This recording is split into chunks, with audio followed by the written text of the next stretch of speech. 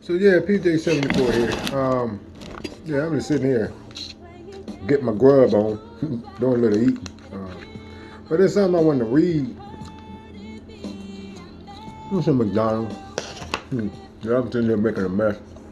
Oh, veggie and fries. It's tomatoes, lettuce. Um, but let me get to it.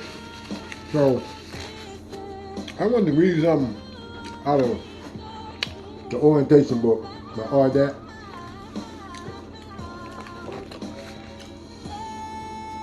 So you can pretty much use your imagination on this one.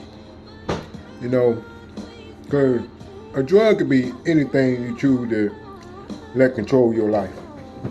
So, with that being said, I'm gonna read the stages of change, and it's about look like four of them. Um, yeah, one, two, three, four. Actually, it's five of them. You have the pre-contemplation stage, which is when you don't see anything wrong with your use of drugs or alcohol and can't see any damaging consequences of your drinking or drug use in your life. You don't see any reason to change. And then from that point, you go to your contemplation stage, which is you take a look at your using history and start to notice the damaging consequences of your drug use. As you look ahead, you can begin to envision the damaging consequences that will occur if you don't make a change in your life. You start to wonder if you need to quit using drugs.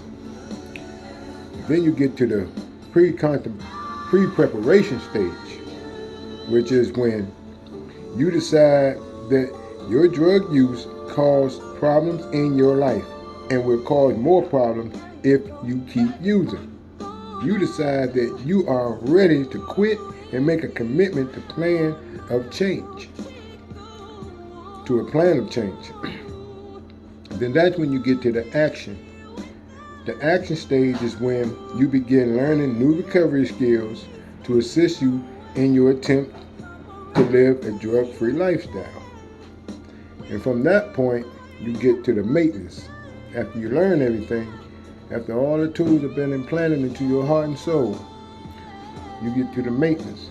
And the maintenance is you continue to apply your new skills on a day to day basis. You monitor your continued progress to make sure you are still moving forward in your recovery. And you can use this and kind of, like I said, keep an open mind. When you start learning ways to change your life, you're going to have to put it into good practice. Pretty much, that's what it's saying. You know, and I use it like even in my spiritual world, my spiritual life. I say I'm in recovery, spiritual recovery, from the lifestyle I once lived, where I showed a non-caring attitude to now showing a more caring attitude, and that the things I do does affect everybody around me. So I try to do the thing that's going to affect people in a more positive light instead of a more negative light, which isn't always easy because you still have your frustrations and things that get you upset during the day. Now, it's mostly important at the end of all your stages after you learn all these things that you do work on what is, I said at the end, the maintenance. And that's to maintain a good practice. Um, like it says here, um, you got to work on it day to day, you know. And if you have to go back to what got you to the point of starting your recovery, then you go back to that point. Whatever you need to read, whatever you need to study, whoever you need to listen to, that's what you do to keep in good practice. You know, I randomly go back to my RDAP books because it has a lot of information in it. As far as my recovery is concerned, and one book I like to go back to is this book here, which is My Criminal Lifestyle. The reason I go back to this book because it has a lot of good information in it, like the three C's, and I go over the three C's with you quickly. The three C's are the conditions, the cognition, and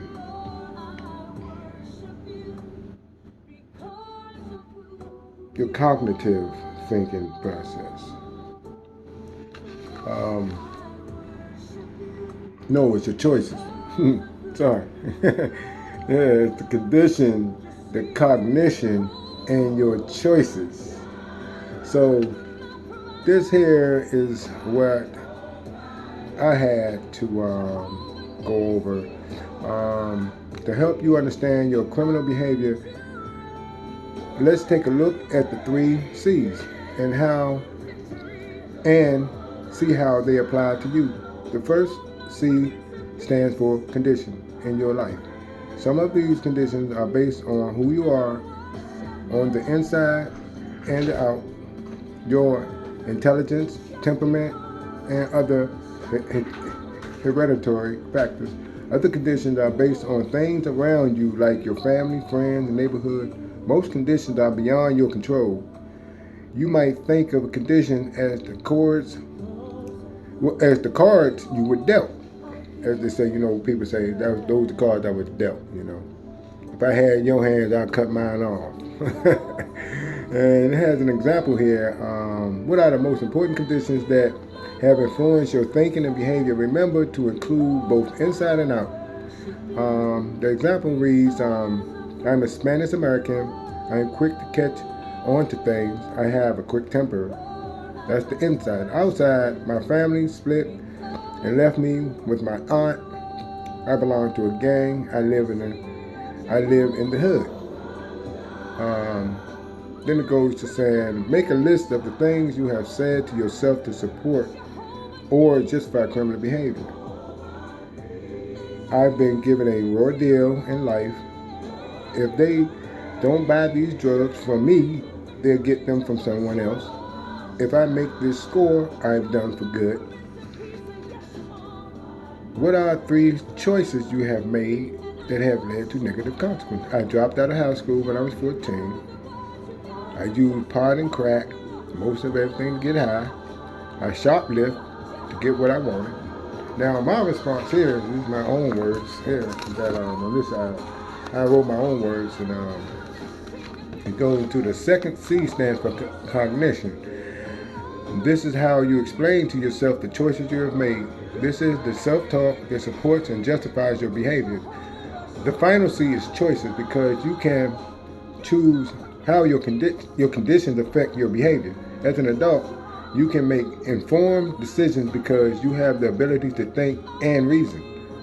What are the most important conditions that have influenced your thinking and behavior?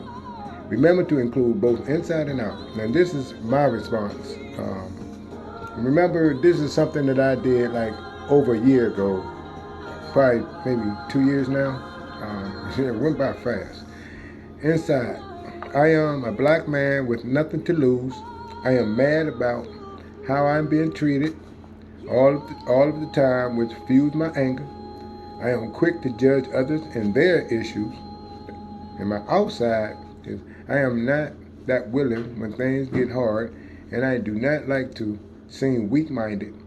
I have low motivation at times, but I look for the get-rich schemes. Make a list of the things you have said to yourself to support or justify criminal behavior. Getting money is easy. I am not hurting no one. I would just do this to get by. My kids deserve a better life. I am tired of being broke.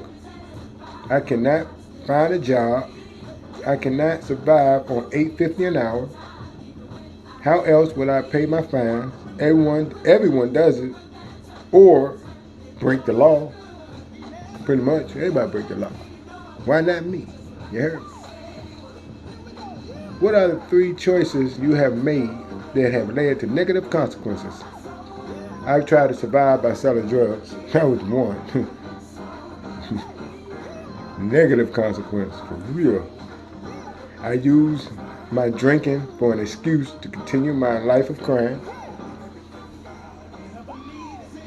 I quit my job at Walmart to be a full-time criminal. That's pretty much what I did. So that's pretty much what I wanted to share with you guys today. We'll talk a little bit more about it because I gotta get up out of here. I gotta run out for a few minutes, but there's a whole lot more material that I'm gonna share with you in spurts. I got this one thing in my metaphysical Bible when it's on Jesus, but the Jesus, it's like about 3 pages, so it's gonna take me a minute to read it. I might gotta read it in chapters or something. But I'll just read this quick part right here for you. Jesus represents God's idea of man in expression. Christ is that idea in the absolute. Jesus Christ was the type man, which includes all the mental phases through which man passes in demonstrating life's problems. So we find Jesus Christ passing through all the trials, temptations, and mental variations of each of us. Yet, without sin, that is, not falling under the dominion of evil thoughts, the experiences of each individual are in miniature the experiences of all. We may put on our new man, that is, bringing forth Jesus Christ in ourselves. First, we must put away the old man of error and limitation through denial of his reality. The second step is to accept the truth of our being in faith, then through understanding to begin diligently to live truth in thought, word, and deed. The Christ is the man that God created, the perfect idea man, and is the real self of all men. Jesus Christ is this Christ self brought forth into perfect expression and manifestation. That's just part of it. Like I said, it's 3 pages long. It's quite a bit. Some good information. It's very enlightening. It would kind of show you I've read it already. I've read it a couple of times. Just want to share with you. It will bring you to a whole new understanding of who Christ Jesus is, and help you start to build a more spiritual and conscious relationship of being a part of who Jesus is. With that being said, I'm going to end this conversation. You guys have a good day. God bless you. Don't forget to pray. And I will talk to you later. PJ74 is out.